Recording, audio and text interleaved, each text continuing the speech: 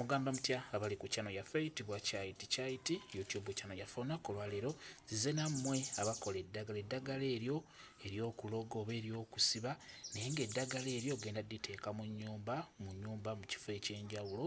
Njagadde njogereko nammwe olw'ensonga nfunye nnyo zi message nga ziva eri abasajja ate era n'enfuna n'eziva eri abakyala naye ng'okusinga message zivudde eri baami wamu n'ebifaananyi eby'enjawulo ng'omwami akulaga nti nsanze eddagala mu kifo bwe kiti mu nnyumba ng'abalisibye wano ne weewati.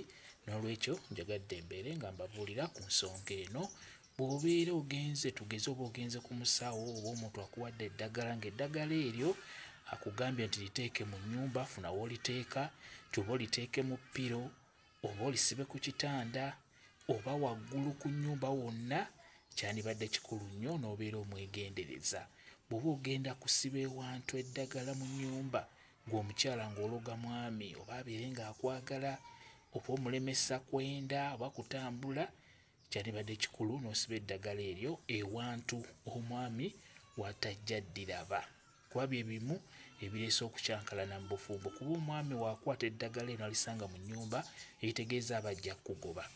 Kuba kukyankalana, kuba kuyomba. N'olwekyo kikulu nnyo mugezeeko okukweka eddagala. Mwebale kubeera ku channel yaffe eyitibwa Kyaiti YouTube channel yaffe. Kye mbasaba mugende mu maaso n'ogyegattako mubeere bulungi. Mweraba.